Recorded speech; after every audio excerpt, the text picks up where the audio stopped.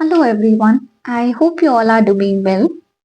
In today's class, we are going to continue with India Southeast Asia relations, and we are going to begin with the regional organization of that particular region of Southeast Asia, that is ASEAN, Association of Southeast Asian Nations.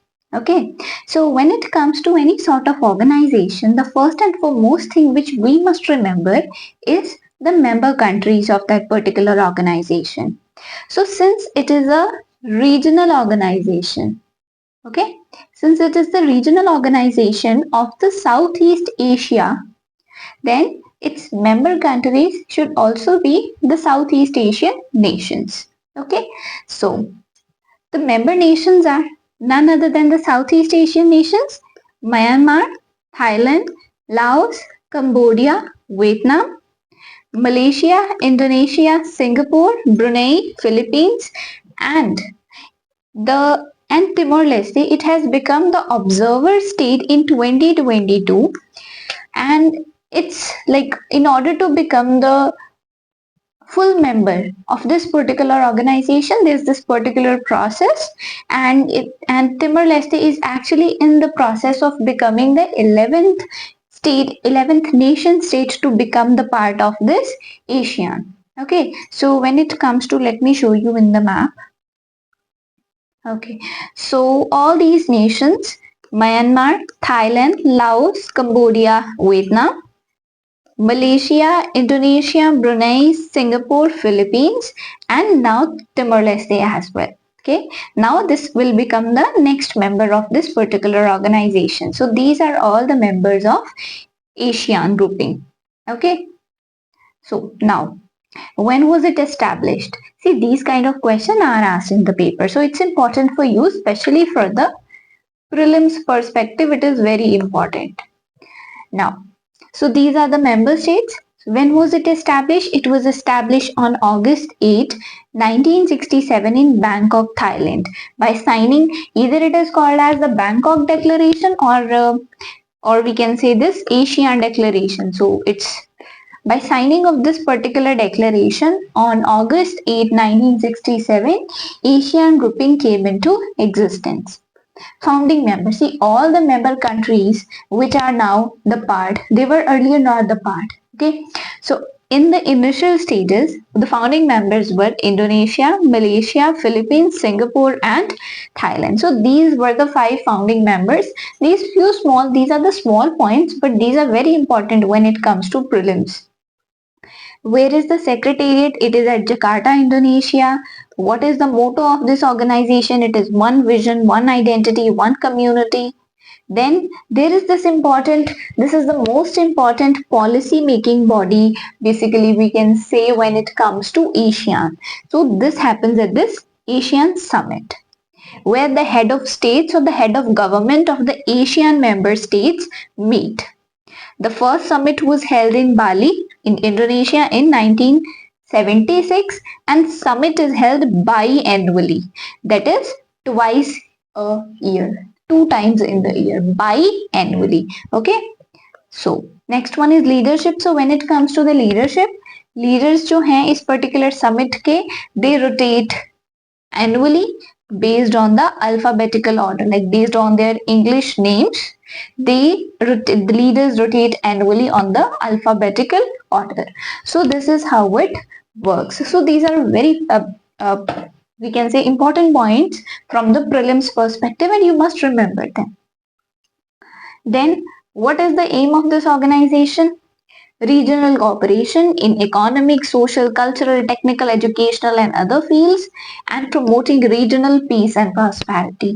Since this is a regional organization, so in order to, basically we can say, in order to increase peace and prosperity in the region, and also like regional cooperation in various fields. So when we did the topic of regional organizations, I had, like when it comes to South Asia, when we did that, I had told you that why it is important to have these regional organizations. Okay, why is it important to have the regional organizations? The reason being, the trade is easier, and for the entire like peace and stability of the particular region, it is important to have a cooperation at the regional level. So this was the reason that ASEAN, this was the main purpose for the formation of ASEAN. So what are its major pillars? First, like these are political security community, economic, socio-cultural. So since it is actually derived from the aims it is having. Okay, so these are the major pillars of the ASEAN. This was about the grouping. Now comes the India-ASEAN relations. Okay.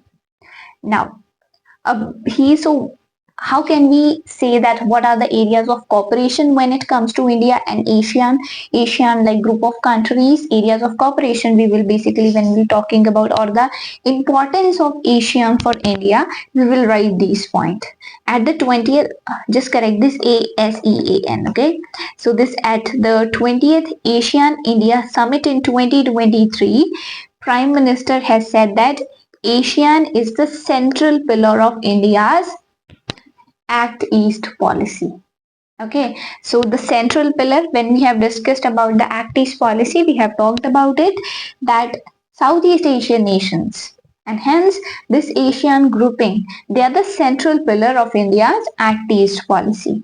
So, and when it comes to India's engagement at political level with this organization, so what are how this basically we can say that how this engagement actually began and where it is now. Important point is that it was in 1991. It was in that particular year when Look East policy actually came into existence, and after that, and India started its improving its relations with the Southeast Asian nations. So it was in the year of 1992 when India became a sectoral dialogue partner of ASEAN. So it became the dialogue partner, but it was in specific sectors only. Then in 1995, it became the full dialogue partner. In 2002, from 2002, India-ASEAN summits started taking place. Okay, recently in the October month, the 21st summit has taken place. So it was in the year of 2002 that these summits started taking place. 2012 May, there was like this relations increased to the state of strategic partnership, and 22 it was a comprehensive strategic partnership. So these are the various stages of the political engagement. So political engagement in this case we can say that we are doing very well when it comes to the ASEAN grouping. Now when it comes to the economic engagement, ASEAN Trade in Goods Agreement. It was signed in 2009 and it was implemented in 2010-11. So what were the proposals under this? That there were tariff elimination for 74.2% of the tariff line. There was elimination for 74.2%, reduction in tariffs for like 14.2% of the tariff line, and no tariff concession for the remaining 11.6% tariff lines. So this agreement which happened in 2009-10, it covers trade in goods and products, but it did not apply to the trade in services. For services there was a separate agreement. So in ASEAN India Trade in Services Agreement, it was signed in the year of 2014. Okay, so these are the stages of the economic engagement. Then India is also the part of various other multilateral forums which are led by ASEAN grouping. So what are these? ASEAN Regional Forum, ASEAN Defense Minister Meetings Plus. So this is basically when it comes to like India ASEAN engagement in the respect of military perspective. Okay, so this is about this. Then East Asia Summit is also like India is a part of East Asia Summit as well. Now we will talk about East Asia Summit in the detail because it is important for prelims. So few points about it. The first thing is about the members. Who are the members of this East Asia Summit? Members are the ASEAN nations. So 10 these. 6 FTA partners. So what are these 6 FTA partners? Free trade agreement partners, basically, to like 6 partners to with which ASEAN groups have signed, ASEAN grouping has signed their FTA agreement with. Okay, so what are these 6? So if you want to remember them, just remember like this. There is China. Okay, after that, then Japan and South Korea ko remember this as a, we can say, group, because see, learn them on a basis of location. I am a person who do not learn the things by like making some kind of mnemonics, etc., but I try to learn the group, the members in the particular grouping through the location in the map. Okay, so China, then Japan and South Korea, then you can learn these Australia and New Zealand. Okay, this, and then is India. Okay, so these are the 6 FTA partners. So this is it. And then is US and Russia, remember them separately. So these are all the members of the East Asia Summit, and it'll be, I think, easy to remember this. The 6 FTA partners, 10 Asian nations, and then US and Russia. So these are all the members of this East Asia Summit. India is the founding member. So who are the like actually participate in it? It is the meeting of head of state or head of government of these countries, and this summit is convened annually. Okay, and it was initiated in the year of 2005. RCEP, so this is Regional Comprehensive Economic Partnership. Important point to remember is India opted out of it in the year of 2020. Yes, it was in 2020 that India opted out of it. India did participate in some sort of negotiations which were basically the part of it, but India actually decided not to be a part of it. India opted out of it. So this is important, that India is not the part of this RCEP, that is Regional Comprehensive Economic Partnership. Now, another point where we can say is the cooperation sort of thing is India ASEAN Initiative for Women in United Nations Peacekeeping Operations. So this was there in news like not long time ago, but it was in this year only. India ASEAN Initiative for Women in United Nations Peacekeeping Operations. So what kind of initiative it is? The focus is on providing training and support to women personnel from ASEAN member state. Specialized courses at Center for United Nations Peacekeeping, which is to offer the targeted training to the women. Then tabletop exercise for women officers from ASEANs. So then why this exercise is there? In order to simulate various scenarios and challenges which are faced by the United Nations peacekeepers, so that there can be enhancing of the understanding of the United Nations peacekeeping operation. So this is basically about the India ASEAN initiative in order to train the women in the United Nations peacekeeping operations. Okay, so this is about it. Now, see, when areas of cooperation are there, so challenges are bound to be there. So what are the challenges when it comes to India's relation with this ASEAN grouping? When it comes to challenges, since I have already told about you about it, the biggest challenge when it comes to either in the South Asia region or the Southeast Asia region, that's none other than China.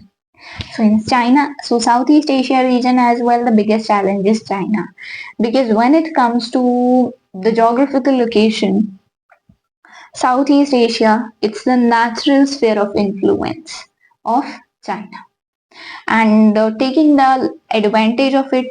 So basically we can say it is having various sort of infrastructure projects in that particular region, and its trade with the Southeast Asian region stands at about $880 billion.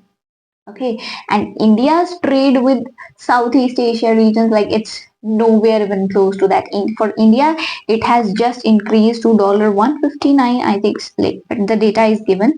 So, but yes, it's around $159 billion, and for China, it's approximately, you can say, 159.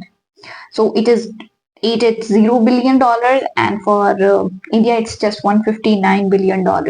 So there's no match to it. Then there are various infrastructure projects there, and India is, and China is also providing loans. So because of these reasons, China is naturally having a kind of influence over this Southeast Asian nations. But yes, there's another, we can say, point of view when it comes to this thing is that many a times these projects and the loans given by China, they are viewed with suspicion, because China is having, when we use the word, either we can say it to be debt debt diplomacy or the checkbook diplomacy. So basically China is having, so all these loans and projects, they are viewed with suspicions and for leading to debt trap, because they might lead to debt trap, and then they have to sell some sort of national asset to China in order to compensate for that, like if they will not be able to repay the debt. And the best example I've already given many a times of Sri Lanka's Hambantota port, which has to be given to China on lease for 99 years. So we can say, so many of the projects are viewed with suspicion. Then the biggest thing is the claims in the South China Sea by China. They're also cause of concerns. Almost all the countries around that South China Sea, they're having some sort of conflict with China because of that policy, because of China having the claim over the entire South China Sea. If you want to know about the South China Sea, I'll put the link in the description. Do watch that video. It's very important. So because of these reasons, India is viewed as a balance to China by these Southeast Asia nations. So these are the 2 points. Like no matter, like definitely this is the point that the trade with the Southeast Asian nation is vast with China, and also Southeast Asian nations, they are the sphere of influence of China. But still there is this thing that they view India as a sort of balance to China because of its claims in the South China Sea, and also because of this debt trap or the checkbook diplomacy. So this is one thing. Then another thing is this adverse balance of trade.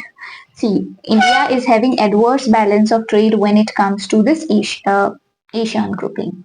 See, people, I have already told you that there have been agreements, free trade agreements. With the free trade agreement has already been signed when it comes to both the goods and the services sectors with ASEAN. But and definitely the signing of the free trade agreement has benefited India. There has been increment in the exports, like basically by 1.7 times, like exports have increased. So definitely trade has improved. But it's important to know that trade deficit has increased like by 8.7 times.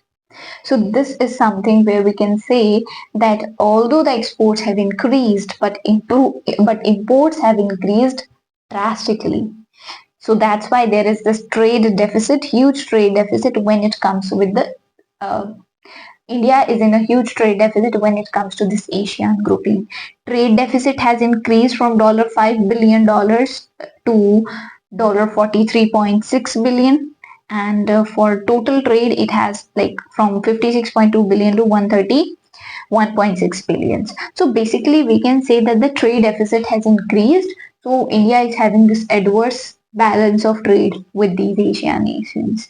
So this is there. So that's why this step is being taken, that India and ASEAN both, India with ASEAN, they have decided that they both are going to review this free trade agreement, so that this asymmetry which is there in the agreement, asymmetry which is there, it can be fixed.